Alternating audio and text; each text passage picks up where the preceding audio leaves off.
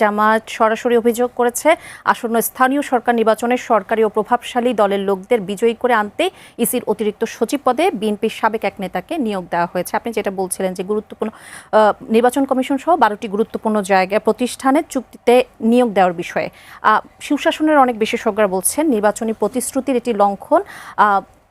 এই ব্যাপারটিকে আপনি কিভাবে দেখেন? আপনি যেটা বলছেন নির্বাচনের প্রতিশ্রুতি তো লঙ্ঘনই, তার চেয়ে বেশি হলো যে 31 দফার মাধ্যমে বিএনপি আমাদেরকে স্বপ্ন দেখিয়েছিল যে যদি আমরা ফ্যাসিস্টদের পতন ঘটাতে পারি তাহলে এই হলো সেই রাষ্ট্র মেরামতের রূপরেখা। এই 31 দফা শুধু বিএনপি একা ঠিক করে নাই, বিএনপির যে সাথে দল ছিল গণতন্ত্র মঞ্চের রাজনৈতিক দল, 6টা রাজনৈতিক দল মিলে জাতির সামনে একটা আশার আলো দেখাতে পেরেছিল। আমরা মিডিয়া, সিভিল সোসাইটি থেকে শুরু করে সচেতন নাগরিকবৃন্দ সবাই ভেবেছিল যে বিএনপি হয়তো বা নতুন ধারা রাজনীতি নিয়ে আসছে। কারণ আপনারা নিশ্চয়ই জানেন যে 2009 নির্বাচন, 8 নির্বাচনে আপনার বিএনপির যেই ছিল সেটা হলো যে দেশ বাঁচাও মানুষ বাঁচাও, আর আওয়ামী লীগ তখন দিন বদলের সনদ দিয়েছিল।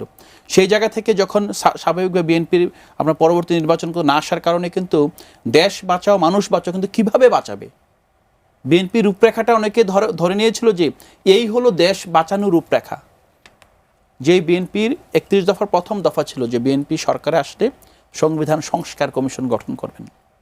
সংস্কার কমিশন গঠন করছেন না, করেছেন সংশোধন কমিশন।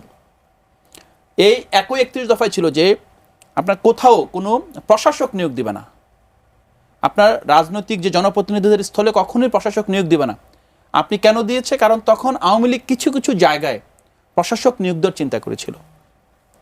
অথচ বিএনপি দেখেন 6 মাস যেতে না যেতেই সবগুলো সিটি কর্পোরেশন, সবগুলো আপনার জেলা পরিষদ, যেখানে যেখানে স্থানীয় সরকার নির্বাচনের অথবা স্থানীয় সরকারের বরাদ্দ যায় সবগুলো জায়গা তার দলীয় ব্যক্তি যাদেরকে জনগণ গ্রহণ করে নাই 15 বছর, অনেকে বলে 30 বছর রাজনীতি করছে, 30 বছর রাজনীতি করো যারা জনগণের কাছে ভরা যৌবনে বিএনপির প্রত্যাখ্যাত হয়েছে, জনগণ তাদের ভোট দেয় নাই, সেই ব্যক্তিবর্গকে আপনি ধরে প্রশাসক বসিয়ে দিয়েছেন। একটা প্রশাসক আপনার পত্রিকায় বলল যে তাকে যে কর্পোরেশন দেওয়া হচ্ছে উনি বলছে শুনেছি এখানে অনেক প্রবলেম আছে, আমি চেষ্টা করবো এটাকে সফল করতে।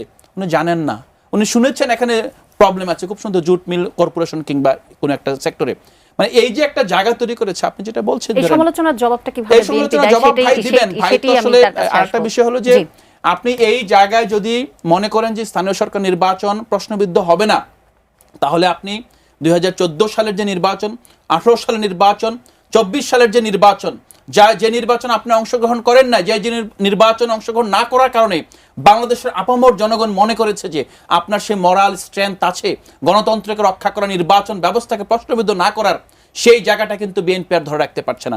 স্বাভাবিকভাবেই এই অবস্থায় এই প্রশাসকদেরকে নির্বাচন অযোগ্য ঘোষণা না করলে, নির্বাচন কমিশনে যেই দলীয় ব্যক্তিকে নিয়োগ দেওয়া হচ্ছে তাদেরকে প্রত্যাখ্যান না করলে শুধু জামাত নেতা না, বাংলাদেশ সাধারণ জনগণ সেটাই বলবে যে এই নির্বাচন দলীয় নির্বাচন।